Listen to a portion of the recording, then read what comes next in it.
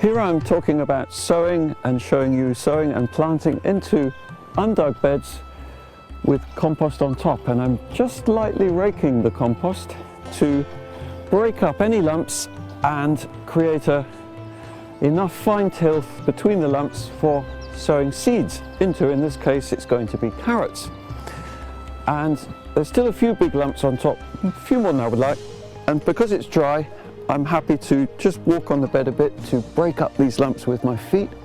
Feet are a brilliant garden tool, and then the surface is nice and smooth for drawing drills and sowing carrots into.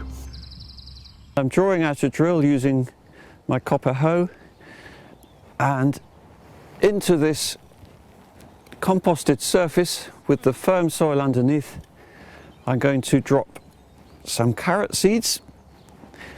It's sometimes said that you shouldn't sow carrot into composted soil.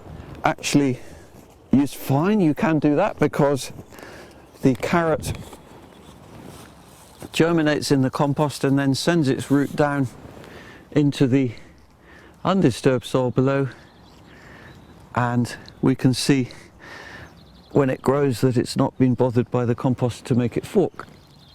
And also I'm going to sow a few radish seed here, the idea being that the radish mark the rows of the germinating carrot seeds so that the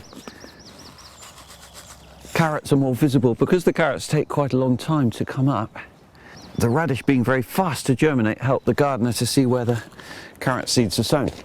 So the rows are now all nicely sown, and I'm just pushing the compost back over the drills so the seed is covered. Not too deep, but deep enough that it will stay moist. And now I'm walking on the drills just to firm the compost back in place over the seeds, and that will help to keep them moist while they're germinating. So here, rather than sowing seeds direct, I'm planting plants. So it's some plants I've already raised in the greenhouse in modules. The bed is ready, it's got some nice compost on top which I put on a couple of months ago, and I'm going to dib holes using my homemade dibber, in fact made from a spade handle, and it's shaped at the end to fit the module plug, and I'm using it to make little holes in the bed, and they're about 9 or 10 inches apart. The idea being then that the lettuce have plenty of room to grow. While they're growing, I'm going to start picking their outer leaves. I just pick off the outer leaves over a long period, so therefore I'm giving them quite a wide spacing, very similar to if I was going to be growing them for hearts.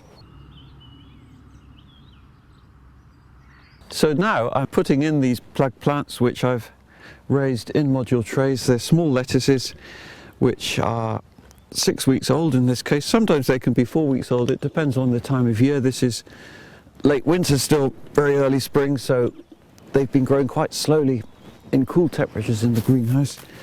And I've got 3 different varieties here which I'm going to make a pretty pattern of in the bed. There's some green cos, and now I'm planting some red cos, and I'm popping them in on the deep side really, because that helps them to be more sturdy.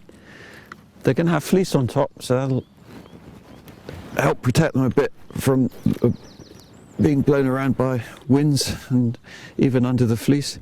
And also, when you bury plants a little bit more deeply, any stem on the plant then is buried and you end up with a nice sturdy plant. And you can see there's not a lot of compost on these module roots, but there's enough to have got these plants going, and I'm confident that they will put up with whatever the weather throws at them, helped by the fleece on top.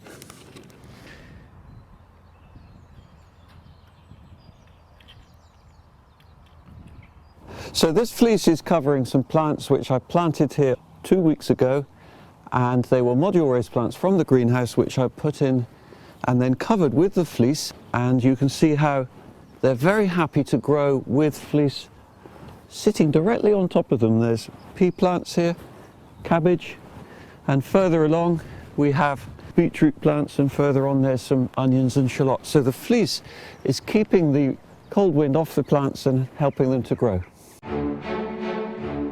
For further information, do visit my website, which is www.charlesdowding.co.uk, and also I've written a wide range of books that are widely available.